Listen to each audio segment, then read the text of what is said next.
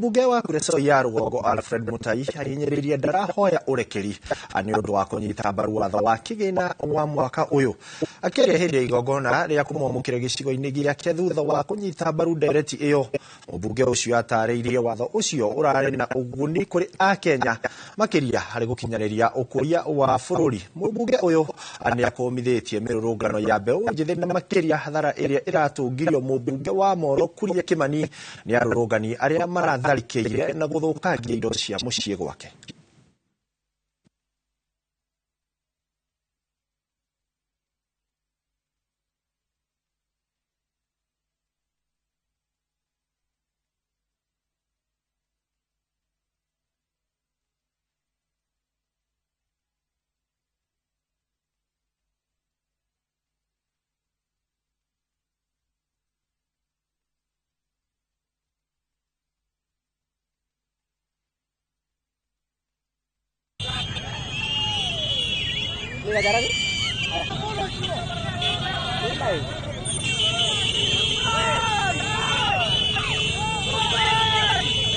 Ni wangapi wananiambia tena?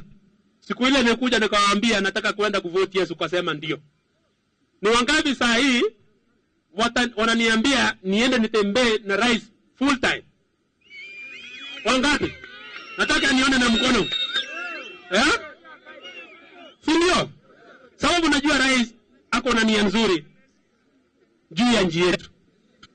Ako na intention nzuri kwenye nchi yetu. Si ni kweli? Kila kitu yenye anapanga apangi familia yake. Rais yeye ndiye alitoa hii agenda ama proposal ya kusema tutafute hela waingie permanent. Sawa sawa. Akasema tuongeze another 18,000 ya walimu. Kama kwenye mwaka wa maendeleo yetu kila wakati wanachomoa sababu huko chikoni. Unajua mbunge wa Molo ako chikoni kidogo. Yeye ni chairman. Anachomoa kidogo mbele yangu. Kitambo mimi nifike kama hasla ameshaenda na ya kwanza. Hati sasa asante yako sasa ni kwenda kuchomea kwake. Hai? Bana.